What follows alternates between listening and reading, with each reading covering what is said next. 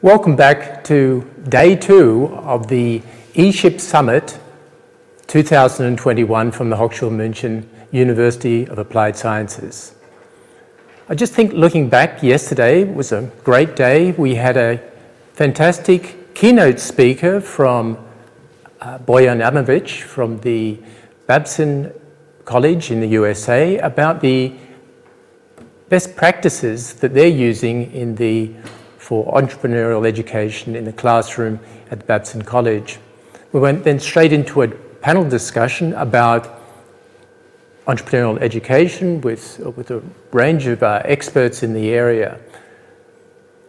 We finished up the day with a fantastic award ceremony for the best business idea from the Hochschule München, the Straschek Award Ceremony, where there was a lot of prize money distributed. Today, we are going to be continuing with the theme of entrepreneurship, of course, but to begin with, we have a welcome message from the Vice President, Corporate Relations and Knowledge Transfer from the Hochschule München, Professor Dr. Thomas Stump, Entschuldigung. Dr. Stump, please take the stage.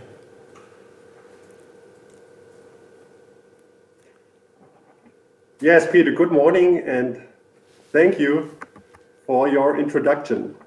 Yeah, dear guests, dear friends and followers of entrepreneurship, good morning and welcome everybody to the second day of the Hochschule München Entrepreneurship Summit 2021. In particular, my greetings go to a lot of special guests from our big entrepreneurship community. Welcome to all members of our Munich entrepreneurship ecosystem. Welcome to all university partners, of our national and international networks, particularly the eBridge Alliance. Welcome to all business partners that are an integral part of these networks. Welcome to all partners from policy and administration. And last but not very least, a warm welcome to all scientists, teachers, students, and alumni that breathe life into all the entrepreneurial projects in our university. And we talk about 366 registrations for this conference, and hopefully a lot of people of those are with us now. This summit is at the same time the contribution of Hochschule München to the UAS7 conference series. The UAS7 represents a group of 7 leading German universities of applied sciences, including their international partner universities and incubators. Therefore, special greetings from my side to all partners coming from our UAS7 network. Yeah, let me say something about the objective of this conference. As I thought about the question, what I'm going to say this morning, I also browsed through different quotes of famous entrepreneurs. And there's one thing that I really like in the culture of entrepreneurship. It's the possibility to fail and to start again. And therefore, I really like what, for instance, Elon Musk said. He said, failure is an option here. If things are failing, you are not innovating enough. As we designed the concept of this summit at Hochschule München and the Straschek Center of Entrepreneurship, we said that we want to have a more entrepreneurial meetup than a scientific conference. For me, the idea of innovation by failures is directly linked to the objective of this conference. The objective is to exchange experiences on this Hochschule München Entrepreneurship Summit.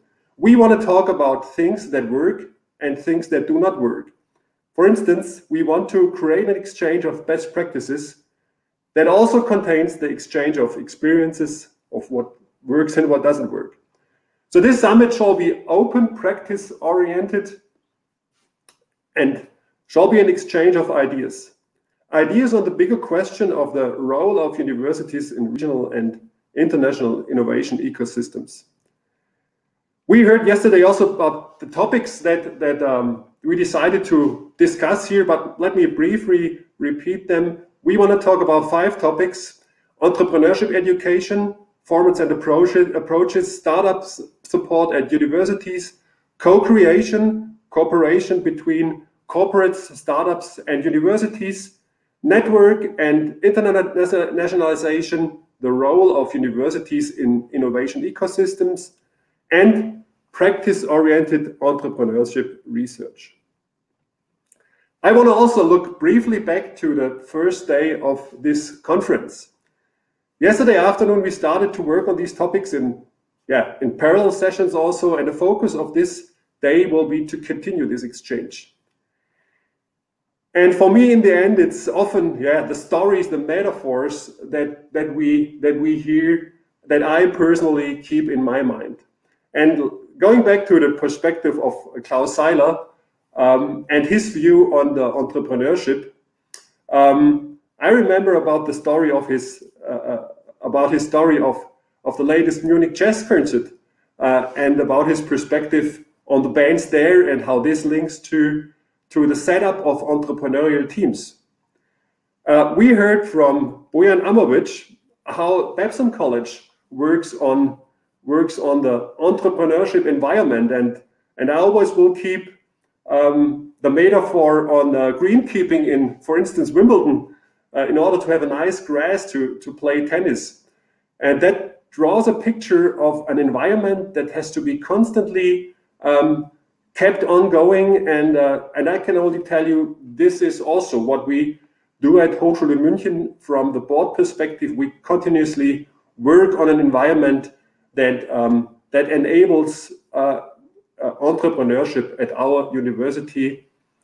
And this picture of a perfect underground, I learned for playing tennis, is not true when it comes to the entrepreneurial teams, because in the panel discussion later on, we heard that it's not good to swim in still water because everybody feels comfortable in still water.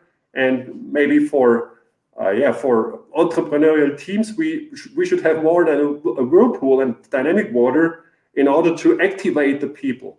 So that's quite, interesting perspective, as I thought. And the perspective of Martin Wendel was also an interesting one. Entrepreneurship at universities shouldn't be, I call it a one-man show. We need a critical mass of inspired people. If there are only few entrepreneurship supporters, and these people leave the institutions later on, everything is gone. So therefore, anchoring the topic on a broad level is something that I take away from that, and that's also something what we constantly work on at Hochschule München. And last but not least, Professor Singer told us that the classical thinking, as I understood it, if I understood it correctly, in research or on research indicators, is keeping traditional thinking and traditional concepts. And maybe we should also be creative in this way to think about new indicators for entrepreneurship, for entrepreneurial activities. And in the end, always our Straszek Award is a highlight. And I remember back to the interview of Klaus Seiler with Mr. Straszek, and it's always interesting to see Mr. Straszek's views on entrepreneurs. And I always hear from his side that entrepreneurship is a people business. And in the end, it's the entrepreneur, his motivation, her mindset, that's the most important thing. So in a few minutes, we are going to deep dive into day 2 of this summit with a panel discussion. And in my opinion, the topic is of interest for most universities, since the most of the universities are located in bigger cities. And this particularly is true for the UA7 universities. The question is how to enable the livable city of tomorrow. That's quite interesting. The entrepreneurship community, I wish all of you an exciting and fruitful time here on the second day of the Hochschule München Entrepreneurship Summit 2021. Personally, I'm an old enthusiast of Star Wars. I like the Star Wars movies. And I found a quite suitable quote coming from Yoda in the part The Empire Strikes Back. And in my opinion, that quote is true for each and every maker. And somehow, in the entrepreneurship community, we're all makers. Therefore, I want to activate all of you for this second day with the words of Yoda, the wise old Jedi Master, and his words were, do or do not. There's no try. Thank you. Thank you very much, Yoda Stump. Thank you, for that, for that laser-sharp focus on entrepreneurship and also the great review of what happened yesterday. I'd like to point out to the participants that if you now really like to review what actually happened yesterday, you have the replay button on the bottom left-hand side of the screen to have a look at what the great things that happened yesterday. So we're now up to operating temperature. Entrepreneurship is our focus. One thing that entrepreneurs are always being told is to get out of the building, get out and find out, get out of the classroom, get into the fresh air, look around them, look around into their cities and what's going on in our cities today concerning urban mobility and all the other environmental questions that are going on. The next segment will be a panel discussion to that topic. And it is a great bridge from entrepreneurial to the livable cities, is that we have to get out, we have to improve our environment. So I would like to invite the head of ecosystems at the Strasser Center, Oliver May Beckmann, to the stage to lead this discussion. Oliver.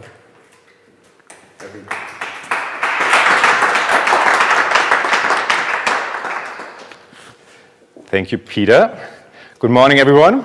My name is Oliver May Beckmann. I'm leading the ecosystem development here at the Strasser Center of Entrepreneurship and the Hochschule Munich. And I'm really delighted and I'm looking forward for a great panel discussion this morning because, as Peter said, yesterday we had the look inside how we as teachers, as a university, have to adapt to the new times, have to change and to question ourselves in the education inside the universities and the higher education initiatives. And now we step out of the campus. We go out into the ecosystem. And we would like to invite today four panelists with us here to discuss how we all together can shape actively the livable city. And we will start today with the city of Munich. And I'm very happy that we have Thomas Stump, our vice president, here on stage. Thomas, please welcome to the stage. Good morning, Oliver. Good morning, Thomas. Then we have Isabella Graz. I will tell you a little bit about our panelists in a second. We have Isabella Graz from Deutsche Bahn Connect here. We have Tobias Wagner with us. Good morning, Tobias. Good morning, Isabella. Good morning. Good morning. And thanks, Tobias. And I will have a look. Is Julia is coming. Julia Post will come in a second. So cities were always, or are not rare, but looking for today, cities are the place and the cause of many problems. Traffic, air pollution, waste, and so on. But cities were always the innovation hubs of their times because they are people coming together from different backgrounds, live together, discuss, exchange, and create something together in co-creation processes, for example. And that's what we would like to do today in the panel discussion, to talk with different partners from different backgrounds about how we all together create the new, the modern, inclusive, healthy, livable city. And before we start with the discussion, I will tell you quickly who is with us today on the panel. I will start with Isabella. Isabella, good morning. Isabella Graz is the head of the business performance of Deutsche Bahn Connect. And Isabella is always saying Deutsche Bahn Connect, DB Connect, is everything not related to the train, if I remember correctly. So because DB Connect offers mobility solutions that complement Deutsche Bahn's offering to encourage people to move away from private car ownership through sustainable mobility options. So they are concentrating on all different mobility micro-mobility options in the city. And I'm really happy to have Isabella Graz today with us here on the panel. Good morning, Isabella.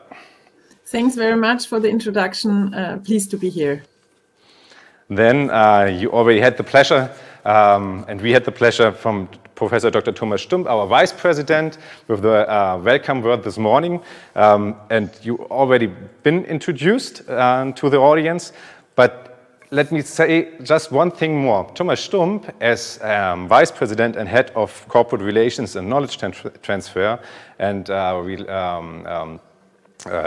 responsible for all strategic fields of entrepreneurship, is one of the key actors here in our Hochschule Munich to drive really the new position of and the new picture of a new, modern, innovative Hochschule. And I'm really delighted that we have you today here on our board, on our panel discussion with the view out of the university. Welcome, Thomas Stump. Thank you, Oliver, and thank you for deepening my introduction. Thanks.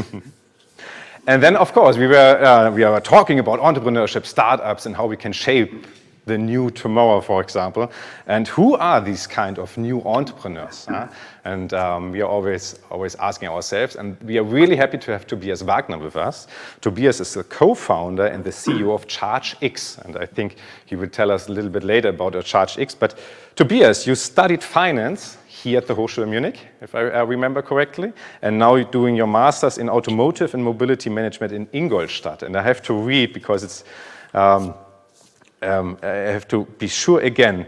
So you started a couple of years ago your own company, ChargeX, with your first product, a multiple socket for electric cars with the name Aqueduct. So you are charging all our e-mobility future. And you are so addicted to e-mobility and to the topic of e-mobility, you are living since 2 years in a camper van, a complete e-mobility camper van. That's right, okay. So you're really not just into the topic, you're passionate and you're living e-mobility. I think you and your team, you invited one of the most interesting solutions we have this time, because all the world is looking on how can we charge that kind of future mobility. And you have one of the products founded out of the university, and we are really happy to have you here today, Tobias, to tell us a little bit about what does founders need in the ecosystem, and how can the ecosystem help you, for example, to grow. And now I have to look for Julia Post. Julian, still struggling to come in? Okay, so because Julia Post, she's counselor from the city of Munich, and she will jump in a few minutes. I will introduce her then later on. So we start with the panel discussion. I would like to start with Munich. We want to start with Munich and to have a deep look into Munich and what the livable city in Munich could look like and how does it look like. And I would like to start with Thomas Stump. Thomas, we can see it in the Silicon Valley, for example, with Stanford, or at the East Coast with Boston, Cambridge, and Harvard and MIT, how actively academic powerhouses can shape a complete ecosystem of innovation. What does the Munich ecosystem looks like compared, for example, to East Coast and Silicon Valley? How do we, as the university here in Munich, actively shape the livable city in the ecosystem? Thomas. Thank you, Oliver. Yeah, let me give firstly a briefly look on your first question about the ecosystem. If we talk about an ecosystem, in my perspective, we have to talk about economy, people also, science, and also the innovation culture in this system. And now if we talk about Munich, in my perspective, we talk about a lot of, let me call it high mountains in this area. Munich as a city is constantly ranked in top positions when talking about city rankings.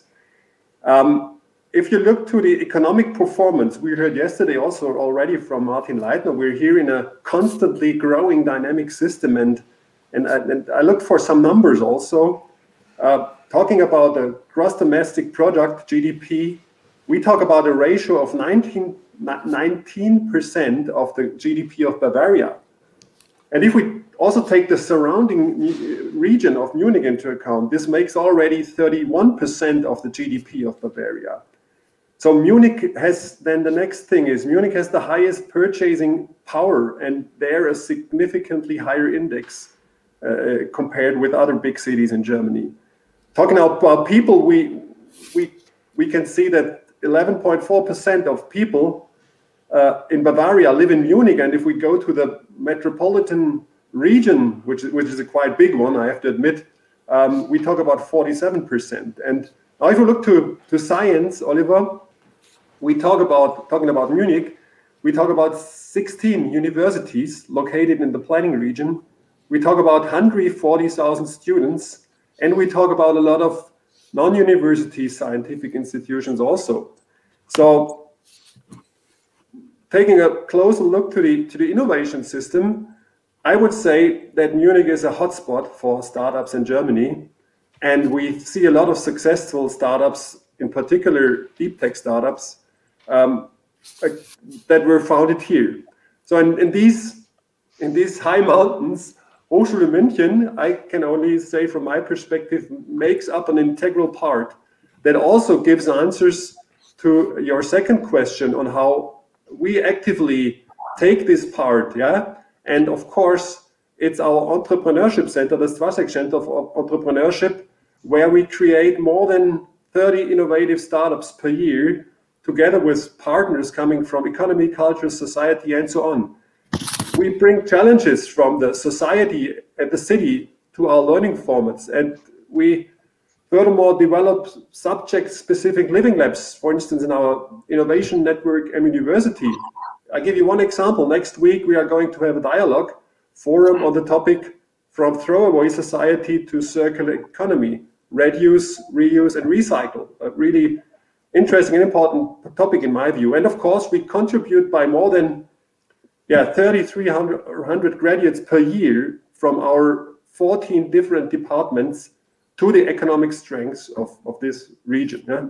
And of course, a university is active by its people, for instance, by students, teachers, researchers. And now if you walk through Munich, you might meet one of our installed red cubes in the course of our Jubilee year that tells stories about the impact of the people from our university to Munich, to the civil society in Munich, and to the business in Munich. Thank you very much, Thomas. And you're completely right. Everyone who is in Munich right now, walk through the city and have a look for the red cubes. They will tell you a story about impact from the Hochschule Munich into the society and the city. And I can see now Julia is with us today. Thank you very much, Julia, for joining us. Julia is a city councillor elected from the Green Party in Munich.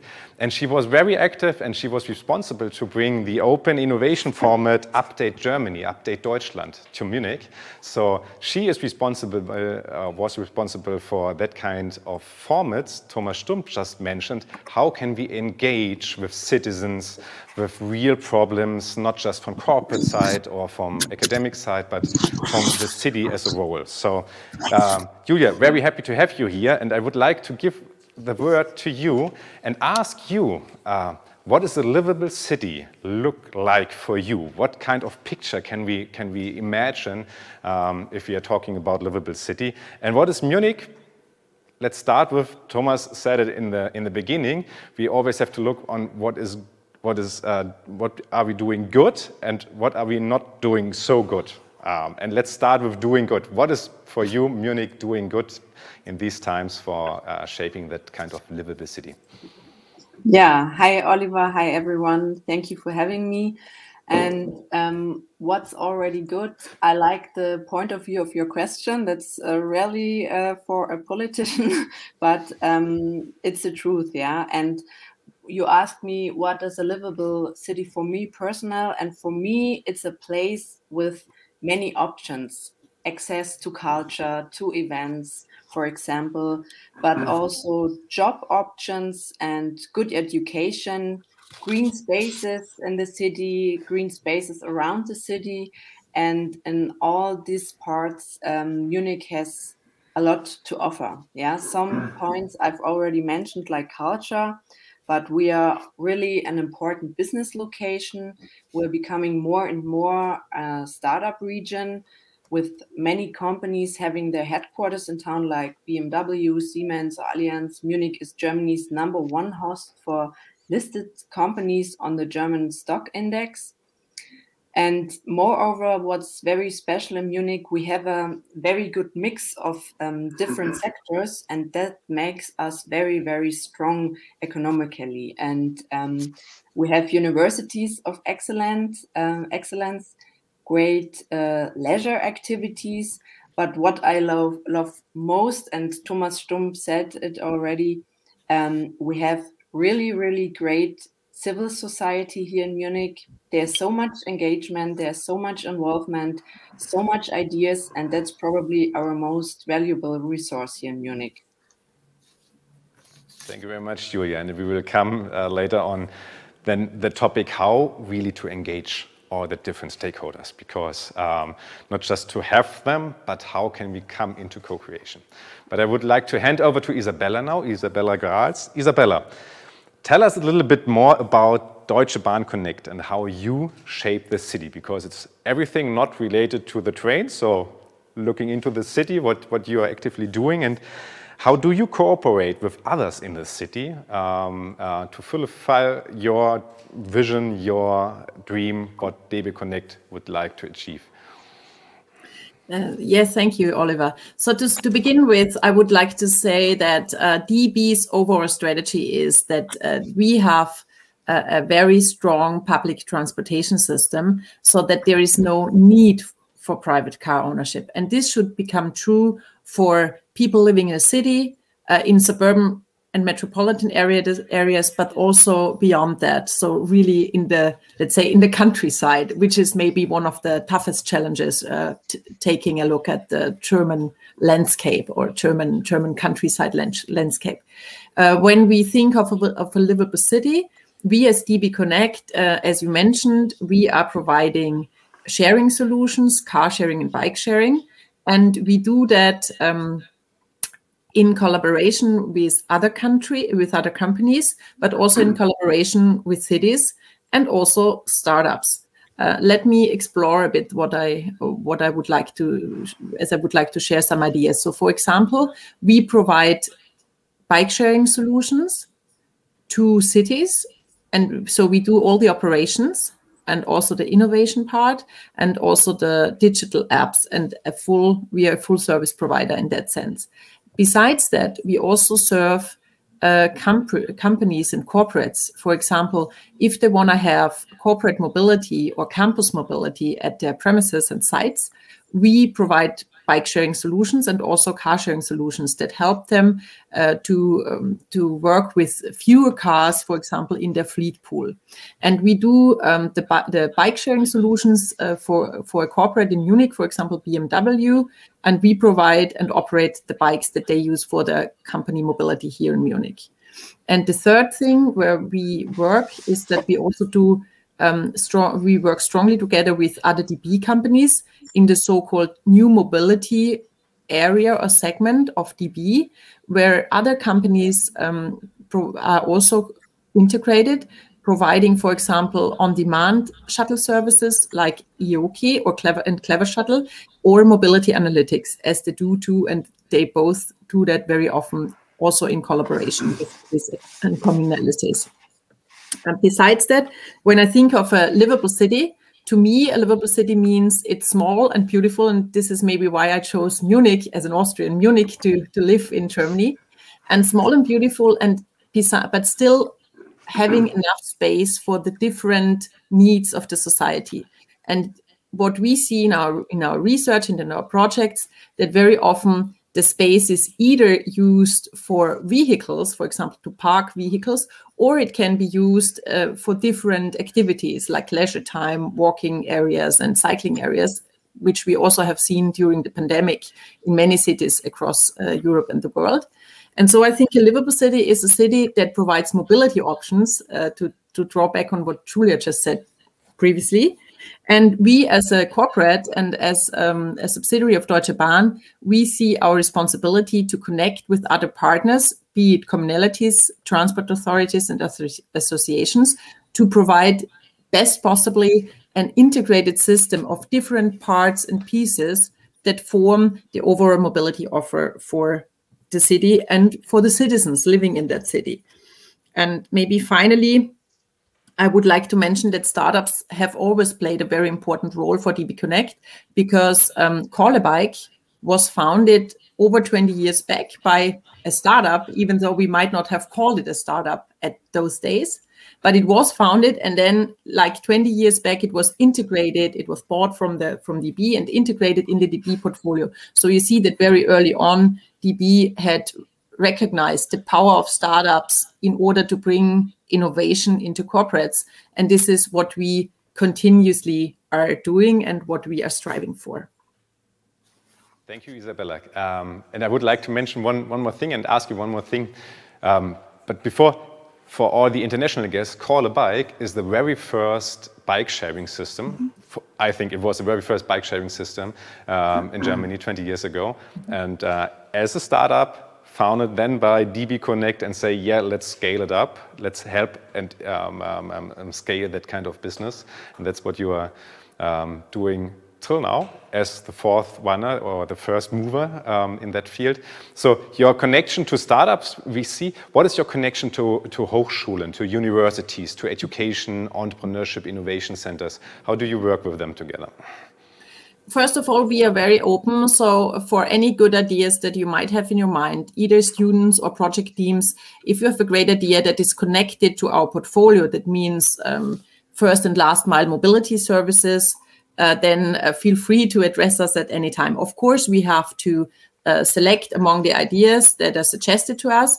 But whenever we see a chance that we, for example, provide data, of course, in accordance with all the data protection laws that are in place. But whenever we see that there's a chance that we help with providing data, for example, on bike sharing and car sharing usage, anonymously, of course, then we set up an R&D agreement, either with a PhD student or with a project group. We do that because we believe in a mutual benefit. First, for the student or for the student team, it's great to have to work with real data. And for us, it's great to have a neutral perspective on our data, a perspective that has not been, how should I say, focused or narrowed through our daily operational needs and challenges. And so we think that these kind of cooperations can stimulate a fruitful discussion among, let's say, people from practice and from research and academia. And this is what we value a lot. And besides that, we always find or try to find opportunities to engage in like fora like today's, because whenever we have a chance to start a discussion on how important mobility and the mobility transition is in different, let's say, ecosystems and with different partners of ecosystems, we see this as a chance to bring up new innovation and new innovative ideas. And this is why we love such conferences as today, and we love to share and to participate our ideas and our approach. Okay, so you are open up your data, be transparent, and let others work and play and discover with your insights, something what 20 years, 25 years ago, corporates were not in the first row to say that's what we are doing. That is something what is changing from your perspective.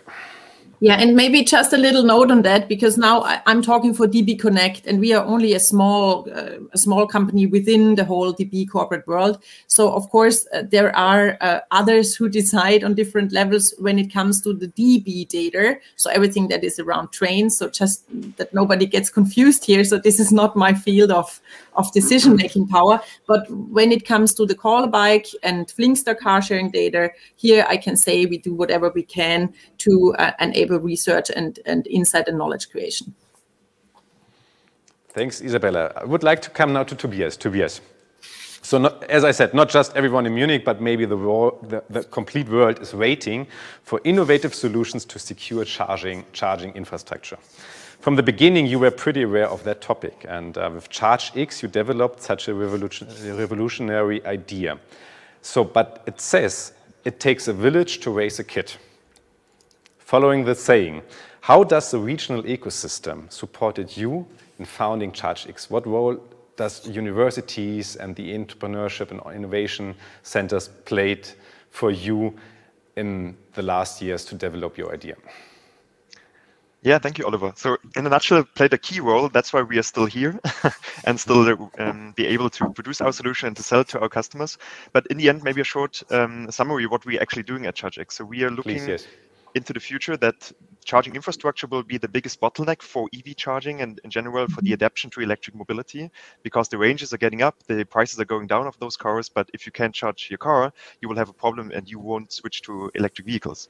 And that's why we developed a really, really simple solution. You know it from your home. Maybe if everyone now looks under their desk, you all knows power strips or multi-sockets, and we had the simple idea to adapt it to EV charging, that you only have one grid outlet but can charge up several cars with a modular system, and that is our Aqueduct system. So the two bottlenecks we are solving is like the lack of electricians. So you can't get any electricians right now. So that's why you can install it yourself or your janitor. So that's pretty simple, but also a smart charging algorithm behind there to distribute the energy to those cars that really need to be charged and that are leaving earlier than the other cars. And those two combinations of hardware and software, that's what we are building here at ChargeX, and currently employing 30 people in our Munich office here in the West, the Landsberger Straße in Munich.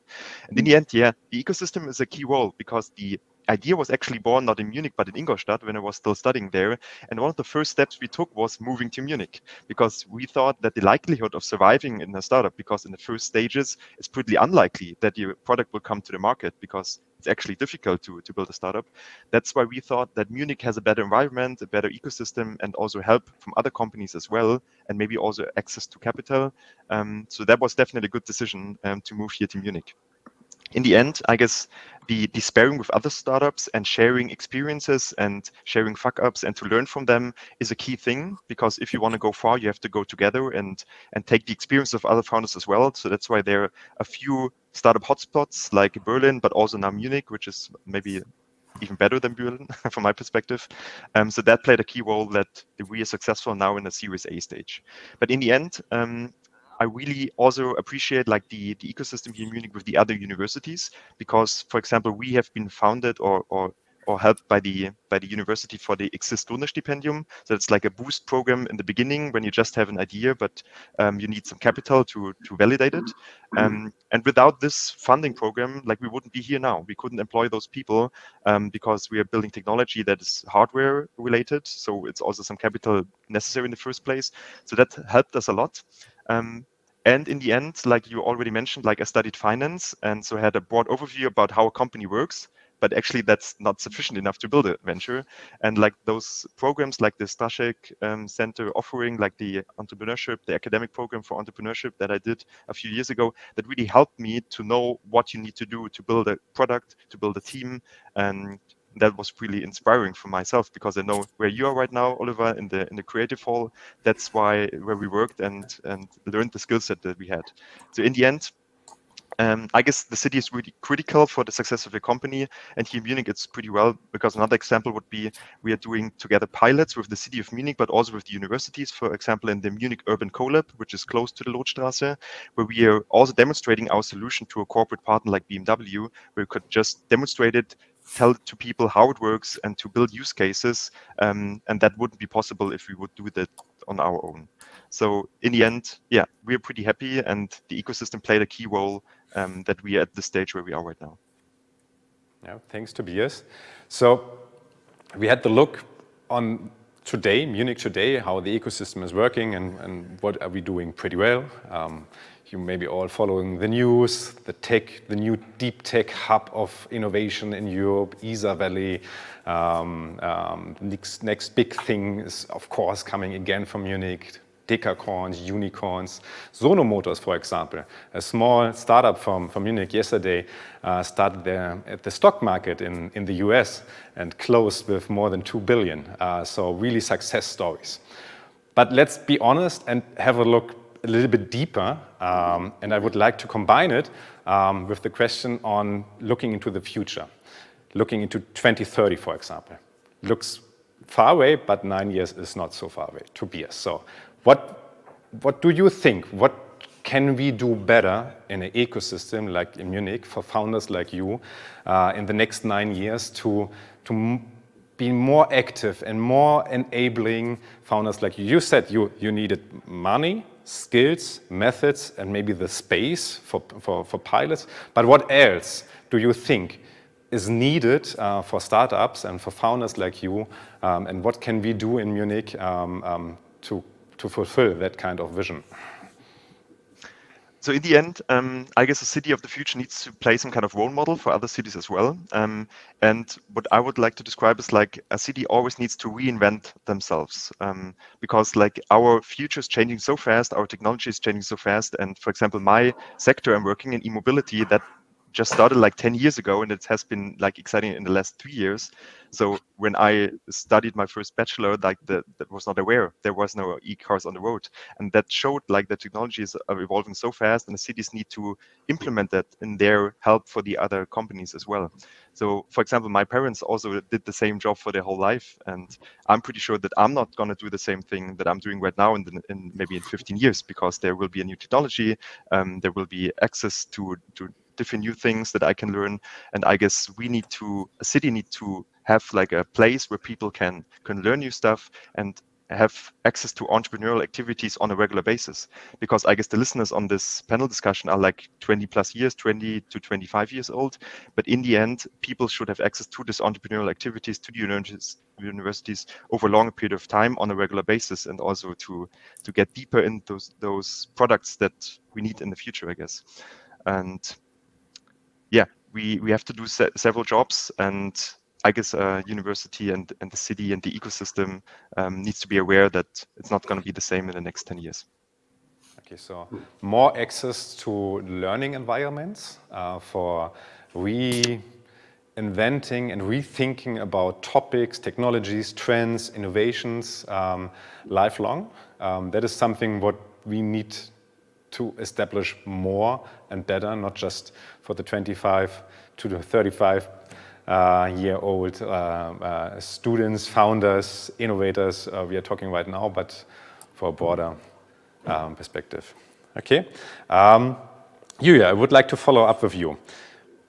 If you could dream, Julia, what will Munich and maybe many other cities in the world look like in 2030? And what concrete steps do you in the city administration, for example, need to achieve until then? Yeah, I think we have, and that's no secret, big pressure on especially two topics. That's affordable housing and mobility. And that is no accident between our success you mentioned and these problems I mentioned now. There exists a relation, yeah. And we have to fight climate change also like everyone else in the world. And I would say we have to change a lot so that Munich can stay the wonderful city we love. Yeah. And what are the next steps? I think I see a lot of work in our administration. I think, and not only in the administration of Munich, administration in whole Germany, but also in Munich. And I think we agree. We need less planning and more doing. Yeah, we have to get into an action mode, and we have to focus on implementation. And we need a lean and efficient administration. And I think we already talked about it. We need an integration between citizens, between companies, and the public sector. And I think that's a key, that we engage this integration between these different sectors. And I also think we have to facilitate the access to decision makers. And with projects like Update Germany, Update Deutschland, and processes like Open Social Innovation, we could learn and we can learn a lot, and I'm sure that's the right way forward. Yeah. Thank you very much, Julia. The Update Deutschland program, for example, just to mention, is an open innovation format all over Europe, all over Germany, the last 12 months, to come out with new social innovation ideas and opening up cities to help to raise that kind of kit. So the village really come to the table and help. And that is something without borders. It's not that the corporate is helping the startup and the academics are helping the students, or for example, but we all came together, and it was a great success, I think. The Hochschule Munich was part here in Munich to help to raise that kind of social innovation ideas from Update Germany. So coming back to Isabella. Isabella, if you could dream, and if you, as DB Connect representative, could dream, how should the Munich 2030 could look in your perspective? And what does, from your perspective, the other key players and stakeholders have to do more or to be adapting to that kind of vision? And maybe following what Julia said, engagement of not just startups and the academics and the universities, but maybe the citizens as well. What are the next steps? What do we need more, Isabella, from your perspective? Okay, thanks. So first, to start with my vision for Munich 2030. So I hope, and I'm quite optimistic that it will still be, although it's a growing city, it will still be small and beautiful in an international comparison. But with a twist in its mobility footprint. So I really hope that we will be able together to twist the modal split and to shift it from private car usage to much more public and shared and micromobility. And in order to make this possible, I think one important lever would be that we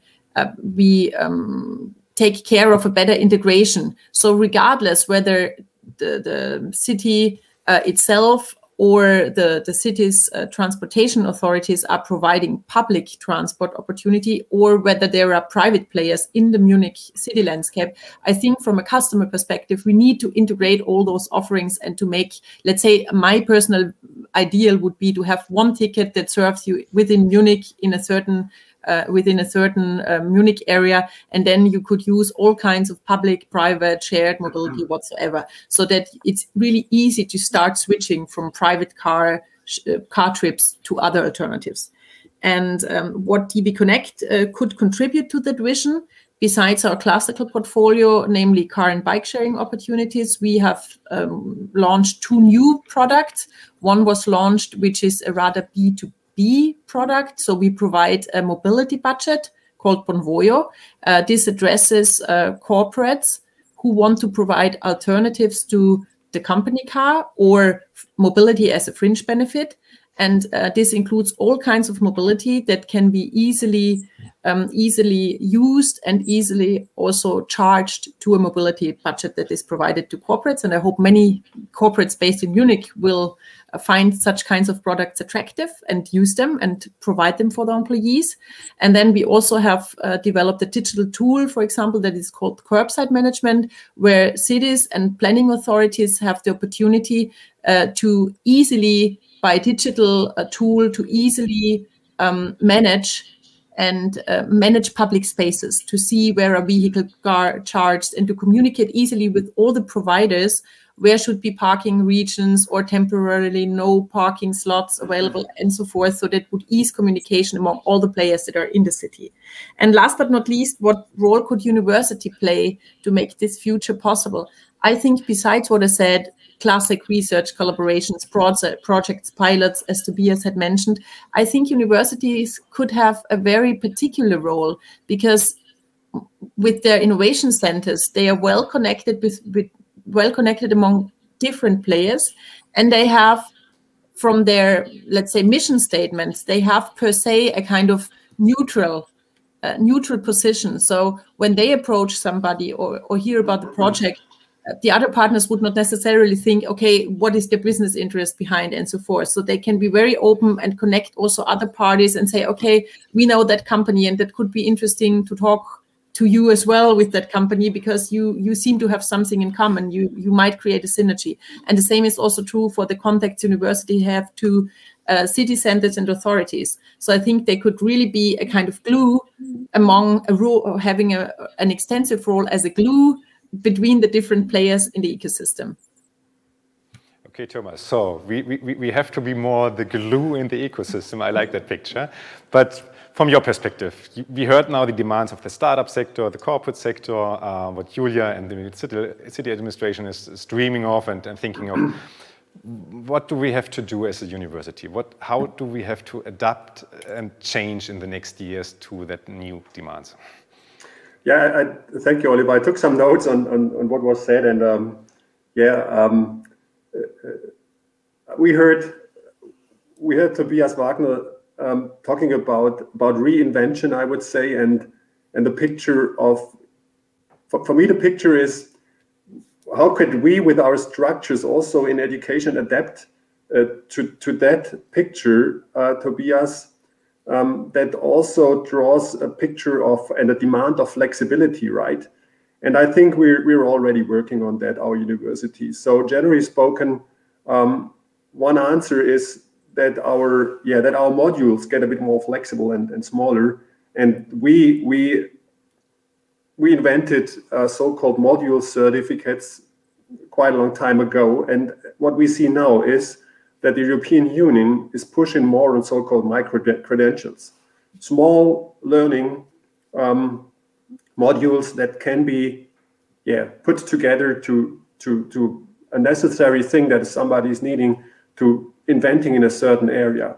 Maybe that's something that we're going to see more in the future, from broad offers to also small modules. We heard from Julia the necessity of I would call it citizen science, Julia. Integrate citizens, civil science to research questions, and that's one field of the broader field of third mission, I would say. What I believe is that this third mission, the third mission of university, the first two missions, education is the first one, the second one is research. But the question, how do universities interact and exchange with economy and society? I think that this question in general will be important also in the future, and some of the fields that we're working on has been raised already. I mean, of course, entrepreneurship is one field here, one important field.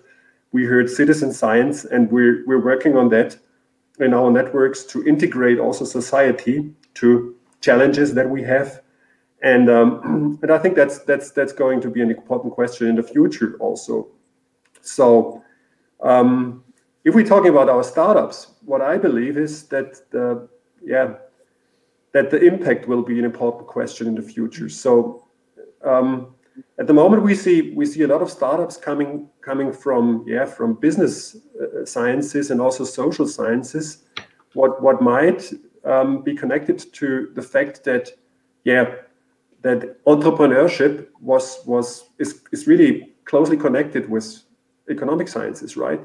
And what I believe is that the wealth of Germany in total is really directly connected with the question how good will we be as a society, as an economy in the future in the question of innovations, right? And therefore I believe that maybe we in the university have to interlink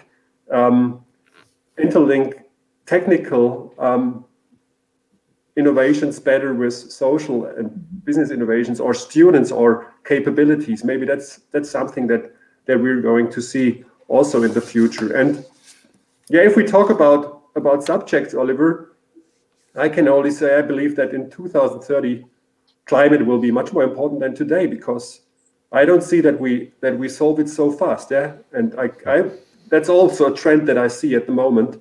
The question of sustainability is becoming more and more important for universities, and it's becoming more and more important for corporates, right? Globalization, then this narrative is an interesting question. What will happen to globalization, and also what will happen to digitalization in Germany? I believe in the self-fulfilling prophecy of movies, and I remember back to one movie Demolition Man. It's a blockbuster with Sylvester Stallone in the year 1993. And this draws a picture of the year, Oliver, I looked to that, 2032. Mm-hmm. And people they're working around with tablet computers, right? They're around 5 to 6 centimeters thick in 2032. And we have tablets now that are, really thin. And I think there will happen a lot, I believe at the self-fulfilling prophecy of ideas, the ideas that we have will be somehow, be in place in 2030. What a quite optimistic vision for the future. We could discuss, I think, for ages on the topic, but looking to the team here, we have to close now because we have to follow up the next steps. I would really like to thank you, Isabella, Julia, Tobias, and Thomas, for the fruitful and really optimistic discussion this morning. And that makes us all maybe live a little bit better and sleep a little bit better, because we know that we all actively changing something. That climate change, of course, is the big challenge today. But as long as all stakeholders, like we have here today, conducted together, are quite optimistic and say, let's do it together and let's not just think. Julia, you said, less planning, more doing. If we have that kind of entrepreneurial thinking in all stakeholder segments here, I'm really looking forward for the livable city of tomorrow.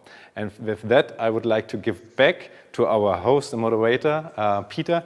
Thank you very much for the early morning discussion here. Thank you very much. Thank you. Bye. Thank you.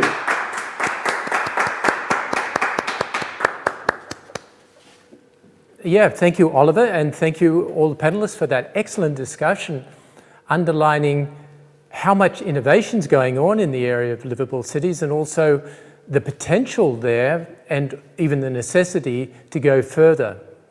So thank you for that. We'll now have a short break, a short coffee break of up to the hour, about 4 minutes. So grab a coffee. You've also got the opportunity to do some networking.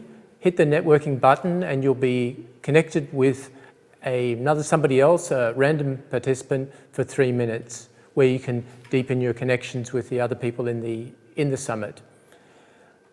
Then we go into the parallel sessions, and the parallel sessions of the topics are internationalization, startup support, and internationalization, startup support, and what is the third one?